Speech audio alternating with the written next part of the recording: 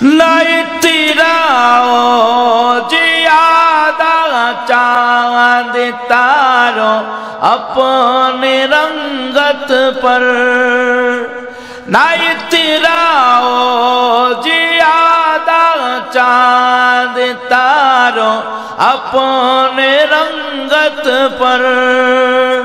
मेरे आका को देखोगे चमकना भूल जाओगे, मेरे आका को देखोगे चमकना भूल जाओगे। हरा गुंबद जो देखोगे ज़माना भूल जाओगे। अगर तैबा को जाओगे तो आना भूल जाओगे। हदीस मुस्तफा पर तुम जो हो जाओ अमल पैरा, हदीस मुस्तफा पर तुम जो हो जाओ अमल पैरा। कसम रब की कभी माँ को सताना भूल जाओगे। कसम रब की कभी माँ को सताना भूल जाओगे। हरा गुंबद जो देखोगे ज़माना भूल जाओगे। अगर तैबा को जाओगे तो आना भूल जाओ। बोले वो चाचा जान, তাওরাত এবং ইনজিল কিতাব যতটুকু নকশা নমুনা দিয়েছে তাতে মনে হয় মুহাম্মদ আখেরি জামানার শেষ পয়গম্বর হবে, তবে এখনো তার পূর্ণাঙ্গ বয়স হয় নাই। চাচা ভাতিজার ভিতরে কথোপকথন চলতেছিল। খাদিজাতুল কুবরা রাদিয়াল্লাহু তাআলা আনহা কথাগুলা শুনলেন, এই জায়গায় রেখে দেন, চলে যাব অন্য জায়গায়। আল্লাহর নবী আবু তালেবের তত্ত্বাবধানে লালিত পালিত, বয়স যখন 22-23 বছর, একদিন আল্লাহর নবী ডাক দিয়ে বলে, চাচা গো এখন আমার বয়স হয়ে যাচ্ছে, আর কতদিন আপনার ঘরে বসে বসে খাবো, একটা কর্মের কি ব্যবস্থা করে দেওয়া যায় না? চাচা ডাক দিয়ে বলে, আমি থাকছি তোমার কেন কর্মের প্রয়োজন, থাকো না। ও চাচা কর্ম করে খাওয়াটাই ভালো, বসে বসে না খাওয়াটা উত্তম, একটা কর্মের ব্যবস্থা করে দেন, আমি কাজ করতে চাই, কাজ করার আগ্রহ আমার আছে। আবু তালেব চিন্তা করতেছে কার কাছে নিব, এখানে তো ধনাঢ্য এরকম কোনো ব্যক্তি নাই, একমাত্র আছে সে হলো খাদিজা। খাদিজা হলেন মক্কা নগরীর ভিতরে সবচেয়ে ধনাঢ্য মহিলা। চলে গেছে, যাওয়ার পর বলতেছে, খাদিজা এ হল আমার ভাতিজা, বড় খুব বিশ্বস্ত মানুষ, তাকে যদি একটা কর্মের ব্যবস্থা করা যায় আমার ভাতিজার জন্য কল্যাণ হবে, আপনার জন্য কল্যাণ হবে।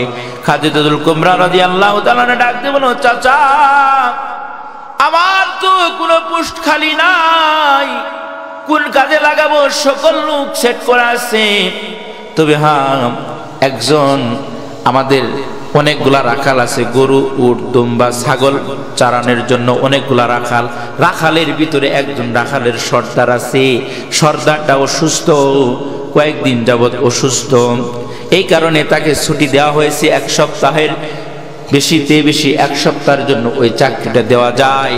1 সপ্তাহ পরে আবার ওই লোকটা চলে আসলে চাকরি শেষ হয়ে যাবে। তাও আবার রাখালের কাজ।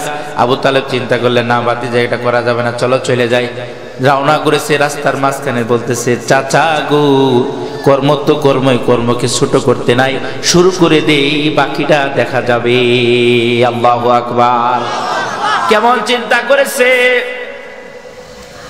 আবার ফিরত আসছে, ডাক দিয়ে বলে, ও খাদিজা, আমার ভাতিজা তো রাজি, তাহলে ঠিক আছে কাজে লাগাই দেন। কাজে লাগাই দেওয়া হলো। উট দুম্বা গরু ছাগল নিয়ে চলে গেলেন ময়দানে। বিকাল বেলা যখন বাসায় ফিরছে, সন্ধ্যার সময় দেখতেছে প্রত্যেকটা গরু ছাগল উট দুম্বা তরুতাজা হয়ে গেছে। দুধ যদি আগে 1 কেজি দিত, প্রত্যেকটা 2 কেজি, যেটা 2 কেজি ওটা 4 কেজি, সবকিছু ডবল ডবল। এই রহস্যটা তো তিনি বুঝতে পারলেন না। খাদিজাতুল কুবরা ডাক দিয়ে বলে, মুহাম্মদ, আপনি কোথায় এগুলা কোথায় চড়াইলেন, যার কারণে এই পরিমাণ দুধ দিতেছে, সবগুলা তরুতাজা? কই নির্ধারিত এলাকায় তো। আশ্চর্য হয়ে গেলেন। তখন তার চিন্তা তৈরি হয়েছে, ওই যে বাবা বলেছে মোহাম্মদ মনে হয় আখেরি জামানার শেষ পয়গাম্বর হবে, ওটা তার মাথার ভিতরে কাজ করে ফেলেছে। ঠিক আছে, আগামীকাল পর্যবেক্ষণ করব। পরের দিন আল্লাহর নবী যখন রওনা করেছে এগুলা পশু পাখি লইয়া, খাদিজাতুল কুবরা রাদিয়াল্লাহু তাআলা চালাক মহিলা ছিলেন। পৃথিবীর বুকে যত নারী আল্লাহ তাআলা বানাইছে, তার মতো বুদ্ধিমতী মহিলা আর দ্বিতীয় জন ছিল না। খুবই বুদ্ধিমতী মহিলা ছিলেন। ছাদের উপর যাইয়া পর্যবেক্ষণ করতেছে মোহাম্মদ কি করে। দেখি ময়দানের ভিতরে গরু বাছুর উট দুম্বা গুলা চড়াইতেছে। বিকাল বেলা যখন এগুলাকে পানি পান করাবে, কুয়ার থেকে পানি উঠায় পানি পান করানো হয়। কিন্তু আশ্চর্যের বিষয় হলো, আল্লাহর নবী কুয়ার কাছে হাত দিছে, নিচ থেকে পানি গুলা উপর দিকে উঠতেছে। এই দৃশ্যটা দেখা খাদিজাতুল কুবরা ডাক দিয়ে বলে, আরে আমি কোন মানুষটারে কোন দায়িত্ব দিলাম? না না, এই দায়িত্ব তাকে দেওয়া যাবে না। বাড়িতে আসার সঙ্গে সঙ্গে, মোহাম্মদ তোমার প্রমোশন হয়ে গেছে, আমার এই বিশাল অর্থ সম্পদ দেখাশোনার জন্য একজন প্রধান ম্যানেজার আছে। আজ থেকে তুমি আমার এই বিশাল সয় সম্পত্তির প্রধান ম্যানেজার হিসেবে তোমাকে নিযুক্ত করলাম। আশ্চর্য হয়ে গেলেন প্রধান যিনি ম্যানেজার, উনি রাগান্বিত হয়ে গেলেন। চাকরি করবেন না, তুমি চাকরি করো বা না করো, মোহাম্মদ এই পোস্টে অধিষ্ঠিত হবে। তাকে দেওয়া হলো। প্রধান যিনি ছিলেন চলে গেল। কিছুদিন পর, কয়েকদিন পর আবার চলে আসছে, আমার চাকরি আসছে না গেছে? কই আছে, তবে খবরদার মোহাম্মদের পিছনে লাগলে তোমার চাকরি থাকবে না। প্রথম সফর আল্লাহর নবীকে দেওয়া হলো, সিরিয়ার দিকে রওনা করছে। সিরিয়া ব্যবসা বাণিজ্যের জন্য বিশ্বস্ত কিছু লোক দিলেন যে ব্যবসার ভিতরে কি হলে পর্যবেক্ষণ করার জন্য। সিরিয়ায় যাওয়ার পর একটা মরা গাছের নিচে তাবু গাছে, পুকুর রোদ, তাবু গায়ের ওখানে বিশ্রাম নিবে। এখন তাবু যখন গাছে, তখন তো একটা মরা গাছের নিচে আল্লাহর কি কুদরত, ওই মরা গাছটা থেকে ডালগুলো আস্তে আস্তে বাইরে হইতেছে, পাতা বাহির হইতেছে। তাবু যতটুকু গাছ ছিল, পুরা তাবুটা ওই ছাই পাতা দিয়ে ঢাইকে নিছে। এই দৃশ্যটা দেখে নাস্তুরা নামে একজন পাত্রী দৌড়া এসে বলতেছে, আপনার নাম কি? কই আমার নাম মোহাম্মদ। তোমার বাবার নাম কি? কই আমার বাবার নাম আব্দুল্লাহ।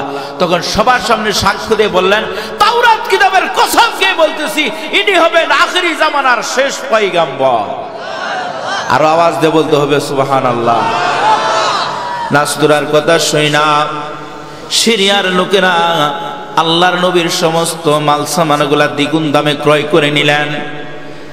বেচা কেনা শেষ করে এখন মদিনার দিকে রওনা করবে। উঠে করে আরোহণ করে রওনা করেছে।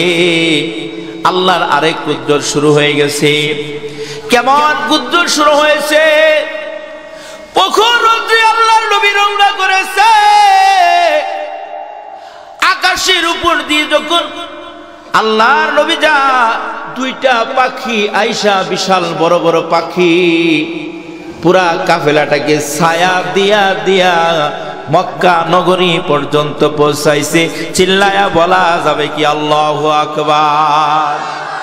এটা বুঝবার বাকি নাই। এটা যে আখেরি জামানার শেষ পয়গাম্বর, তাতে আর কোনো সন্দেহের অবকাশ নাই। বাড়িতে এসে গেলেন, খাদিজার কাছে সমস্ত অর্থ সম্পদগুলা বুঝাই দিলেন। বিশ্বস্ত লোকরা বলে, খাদিজা গো, ব্যবসায় যতটুকু দেখেছি বাস্তবতা তার চেয়ে অনেক কিছু দেখলাম। সমস্ত ঘটনা খুলে বললেন।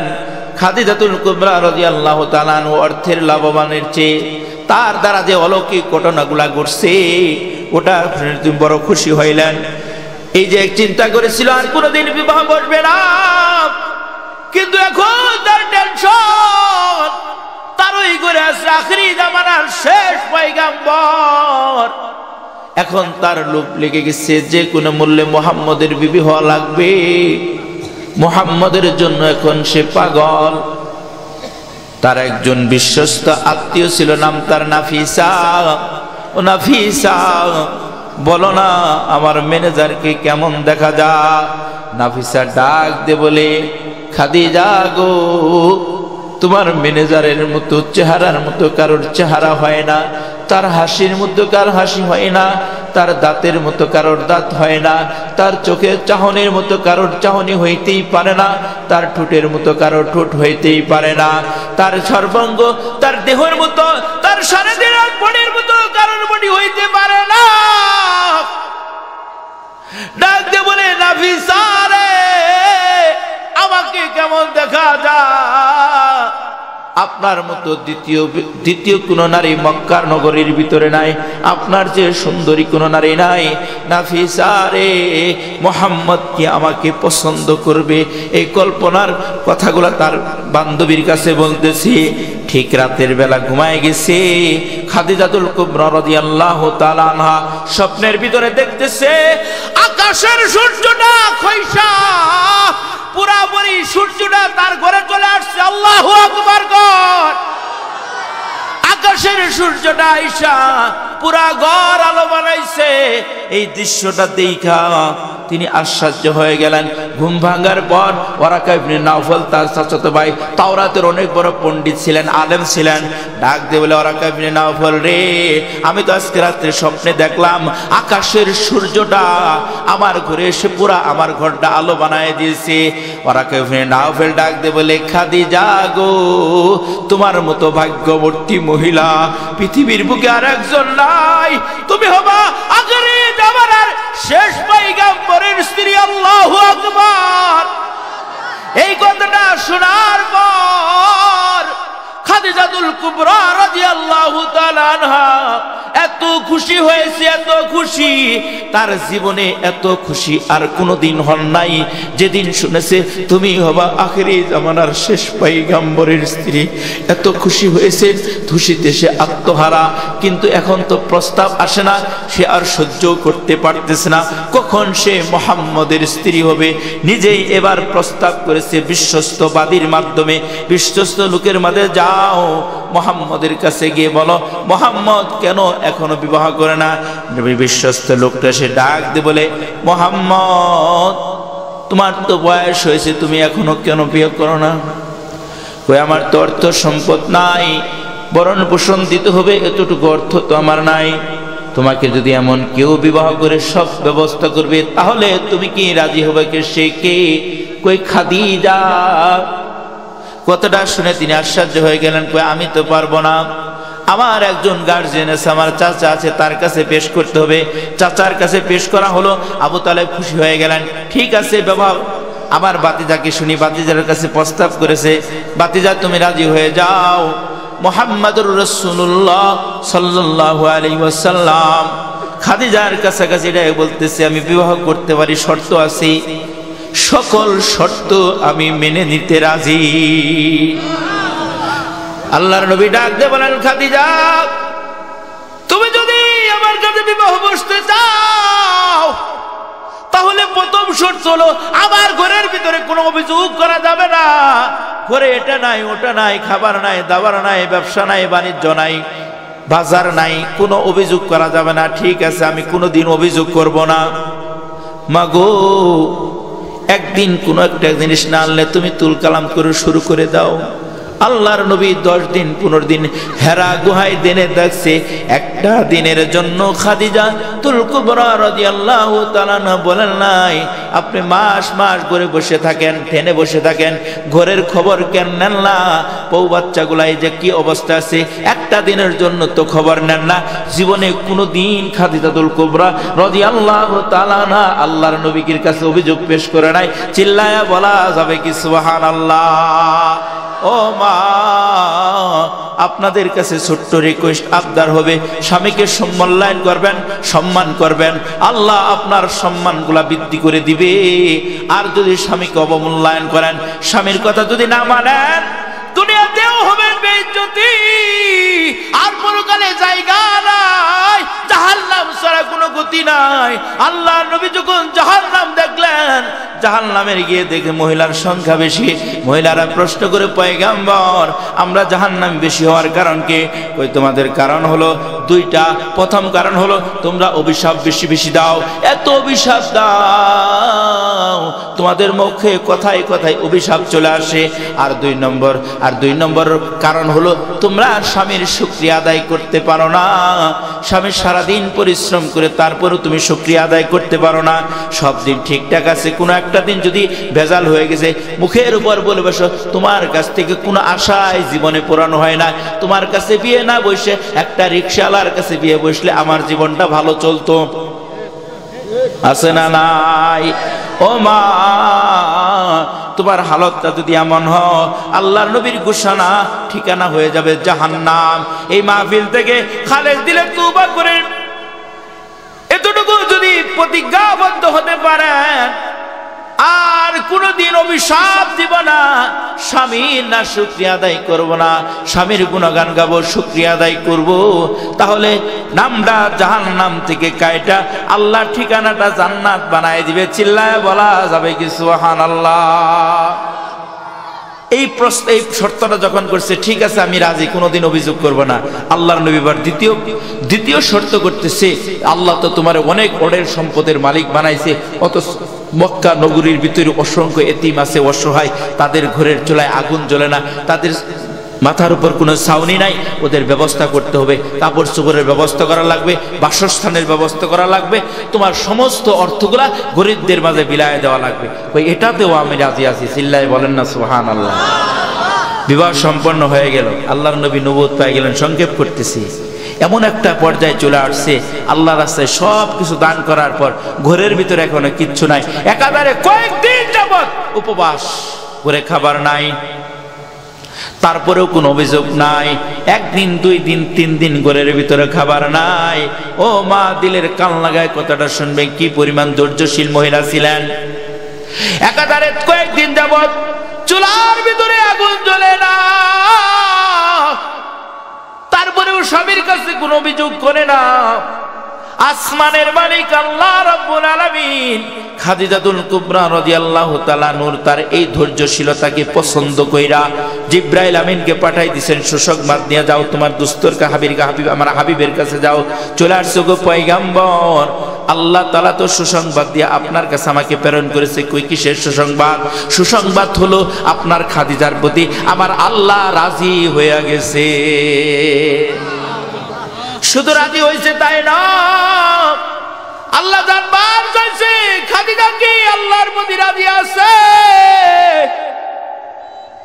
আরো জানতে চেয়েছে। শুধু জানবার চায় নাই, আরেকটা বড় ধরনের অফার করেছে। স্বয়ং আল্লাহ খাদিজাকে সালাম প্রেরণ করেছে। সালাম মানে কি? আসসালামু আলাইকুম, তোমার উপর শান্তি বর্ষিত। আল্লাহ যদি কারোর কথা তোমার উপর শান্তি বর্ষিত হয়, তাহলে তার কোনো টেনশন আছে? আপনি কি মনে করেন কত বড় অফার পেয়ে গেছে, কত বড় সুসংবাদ পেয়ে গেছে। আল্লাহর নবীর ঘুরে এসে ধৈর্যশীলের পরিচয় দেওয়ার কারণে আল্লাহ তার মাকাম এত উপরে নিয়ে গেছে। আল্লাহর নবী খুশির সংবাদটা শোনার জন্য খাদিজার বাড়িতে আসছে।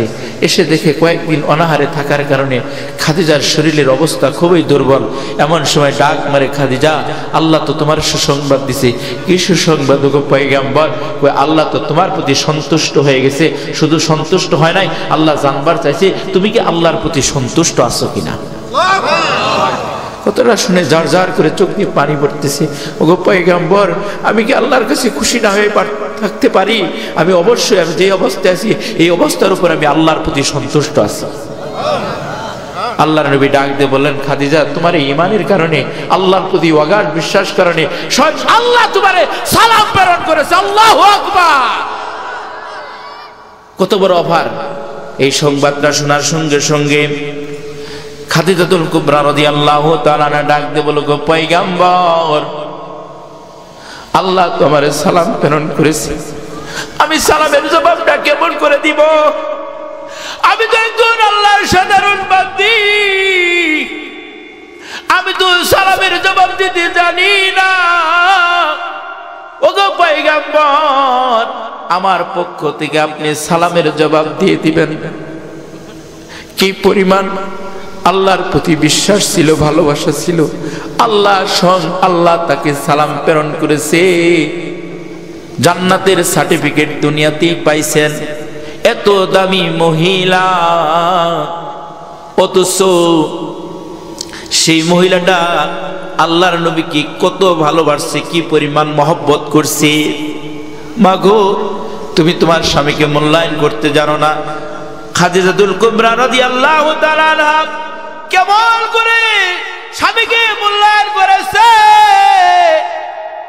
আল্লাহর নবী রাতের বেলা মানুষের দাঁড়ে দাঁড়ে বারে বারে গাইজিয়া ইসলামের দাওয়াত গুলা পৌঁছায় দিত।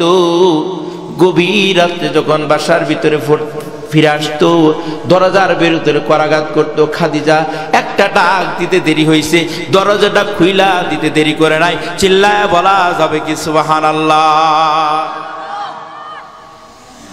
আল্লাহ নবী ডাক দিয়ে বলেন, খাদিজা, তুমি কি রাতের বেলা ঘুমাও না? কেমন করে ঘুমাবো? আমি যদি ঘুমায় যাই আর দরজার ভিতরে আপনি যদি করাঘাত করতেই থাকেন, ঘুমটা যদি আমার গভীরতা চলে আসে, আপনি যদি অনেকক্ষণ দাঁড়ায় থাকেন, কিয়ামতের ময়দানে আল্লাহ যদি ধরে বসে, ও খাদিজা, তুমি ঘরের ভিতরে আরামে ঘুমাইছো আর আমার দুস্থকে, আমার বন্ধুকে বাইরে দাঁড় করায় রাখছো, কেন করছো? জবাব তুমি আমার কাছে দাও। ওগো পয়গম্বর, আল্লাহর কাছে জবাব দিতে পারবো না। এই কারণ যখন আপনি বাইরে থাকেন, আমি ঘুমাই না, দেওয়ালের সাথে মাথাটা ট্যাক লাগায় দাঁড়ায় থাকি। যখন আপনি দরজায় আঘাত করেন, সঙ্গে সঙ্গে আমি দরজাটা খুইলা দেই। চিল্লায় বলা যাবে কি সুবহানাল্লাহ? এইটি ছিল মহব্বত, ভালোবাসা। এই ভালোবাসা যদি আমাদের ভিতরে থাকে, ও মা, তুমি যদি এই সম্মানটুকু স্বামীকে দেখাইতে পারো, আর স্বামীটা যদি তোমার প্রতি সন্তুষ্ট হয়ে যায়, আর স্বামী যদি বলে আমার স্ত্রীটা বলো বা ভালো, আর কোনো কিছুর দরকার নাই, স্বামীর এই সার্টিফিকেটটা আল্লাহ কবুল করে তোমার ঠিকানাটা জান্নাত বানায় দিবে। চিল্লায় বলেন সুবহানাল্লাহ। আল্লাহর নবী কি পরিমাণ ভালোবাসতো! খাদিজাতুল কুবরা রাদিয়াল্লাহু তাআলা আনহা মৃত্যুর আগের মাটির ভিতরে গড়াগড়ি করতেছে। ফাতেমা রাদিয়াল্লাহু তাআলা আনহা কান্নায় ভেঙে বললেন, মা গো, কেন তুমি এমনটা করতেছো? কথা বলে না, আল্লাহর নবীর কাছে চলে গেছে। বাবা যাও না, মা মনে হয় বাঁচবে না। মাটির ভিতরে গড়াগড়ি করতেছে, ঠিক এসে দেখে এরকম। কি ব্যাপার, তুমি এমনটা কেন করতেছো? ওগো পয়গম্বর, আমার মনে হয় হায়াত শেষের দিকে, আমি কেমন করে কবরের ভিতরে থাকবো, আমার বড় ভয় লাগতেছে। কবরটা তো বড় ভয়ঙ্কর জায়গা, সাপের ঘর, পোকামাকড়ের ঘর। ওই ঘাটের ভিতরে ধরা পড়ে গেলে উপায় নাই। ওগো পয়গম্বর, আমি কবরের ভিতরে কেমনে থাকবো?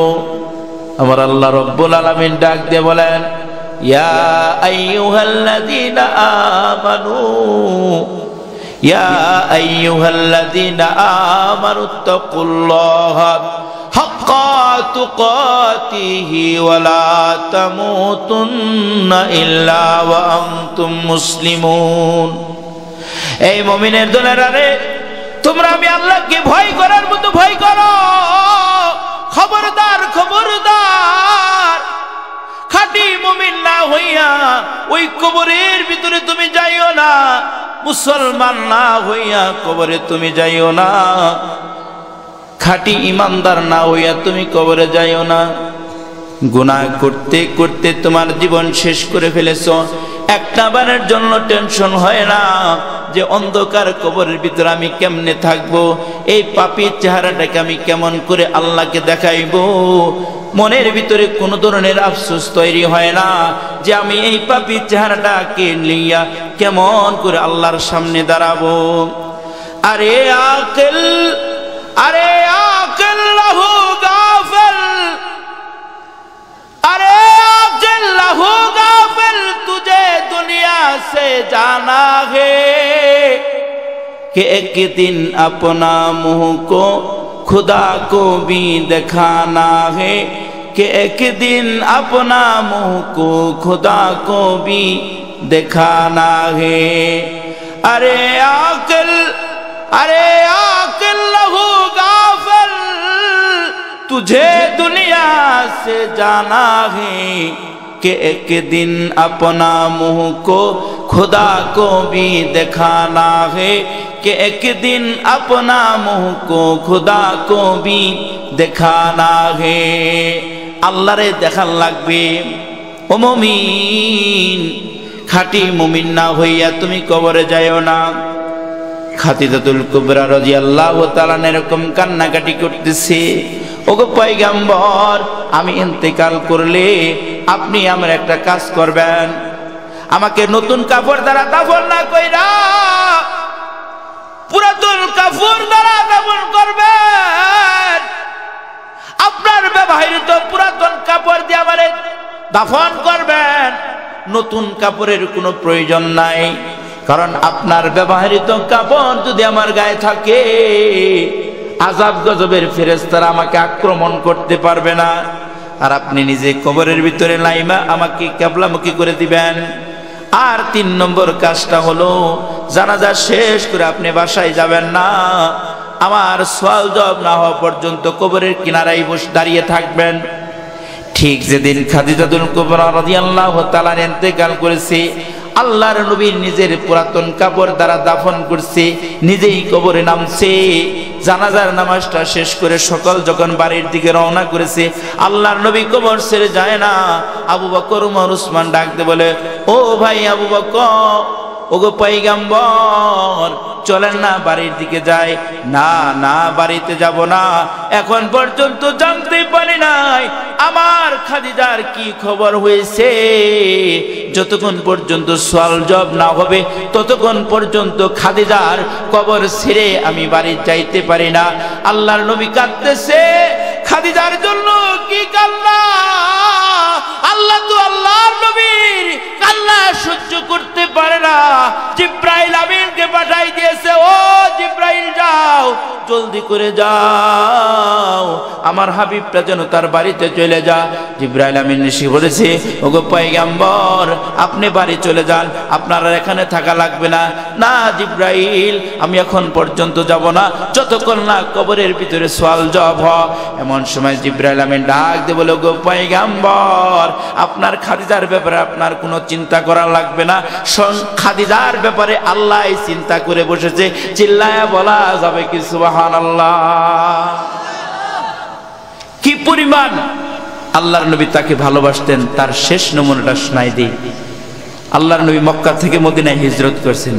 মদিনায় দীর্ঘ 13 বছর থাকার পর মক্কা বিজয় যখন হয়ে গেল, মক্কা বিজয়ের পর মক্কাতে আসার পর, মদিনা থেকে মক্কায় আসার পর সর্বপ্রথম বাড়িতে না গিয়ে সরাসরি চলে গেছে জান্নাতুল মুআল্লা, অর্থাৎ যে জায়গার ভিতরে খাদিজা রাদিয়াল্লাহু তাআলার কবর।